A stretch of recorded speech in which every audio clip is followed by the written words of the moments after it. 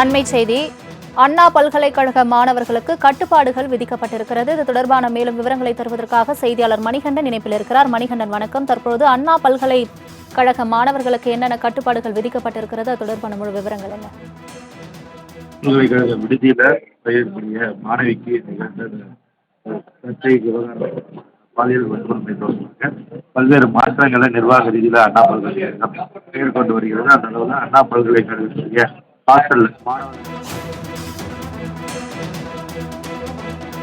மாணவி பாலியல் துன்புறுத்தலுக்கு ஆளான நிலையில் மாணவர்களின் பாதுகாப்பை உறுதி செய்ய வழிவகை செய்யப்படும் என்று தெரிவிக்கப்பட்டிருக்கிறது. மாணவர்கள் தகவல் அளிக்காமல் விடுதிக்கு தாமதமாக வந்தால் பெற்றோர்களுக்கு தகவல் தெரிவிக்கப்படும் என்றும் கட்டுப்பாடுகள் விதிக்கப்பட்டிருக்கிறது.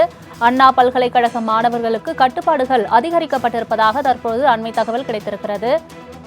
அண்ணா பல்கலைக்கழக மாணவி பாலியல் வன்கொடுமை செய்யப்பட்டதை அடுத்து தற்பொழுது அண்ணா பல்கலைக்கழக மாணவர்களுக்கு கட்டுப்பாடுகள் அதிகரிக்கப்பட்டிருப்பதாக அண்மை தகவல் கிடைத்திருக்கிறது.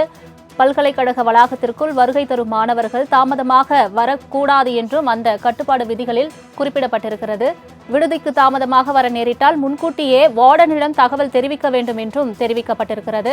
மாலை 6:30 மணிக்கு மேல் வெளியே செல்ல வேண்டுமெனில் முன்கூட்டியே அனுமதி பெற வேண்டும் என்றும் அந்த கட்டுப்பாட்டில் விதிக்கப்பட்டிருக்கிறது. அண்மை செய்தியாக பார்த்து வருகிறோம். மாணவி பாலியல் துன்புறுத்தலுக்கு ஆளான நிலையில் மாணவர்களின் பாதுகாப்பை உறுதி செய்ய குழு அமைக்கப்பட்டிருக்கிறது.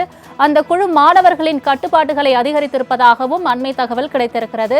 மாணவர்கள் தகவல் அளிக்காமல் விடுதிக்கு தாமதமாக வந்தால் பெற்றோர்களுக்கு தகவல் தெரிவிக்கப்படும் என்றும் அதில் குறிப்பிடப்பட்டிருக்கிறது. அண்மை செய்தியாக பார்த்து வருகிறோம். அண்ணா பல்கலைக்கழக மாணவர்களுக்கு கட்டுப்பாடுகள் அதிகரிக்கப்பட்டிருப்பதாக அண்மை தகவல் கிடைத்திருக்கிறது. மாணவி பாலியல் வழக்கு தொடர்பாக தற்பொழுது மாணவர்களுக்கான கட்டுப்பாடுகள் அதிகரிக்கப்பட்டிருக்கிறது. பல்கலைக்கழக வளாகத்திற்குள் வருகை தரும் மாணவர்கள் அடையாள அட்டைகளை காவலர்களிடம் காண்பிக்க வேண்டும் என்றும் தெரிவிக்கப்பட்டிருக்கிறது.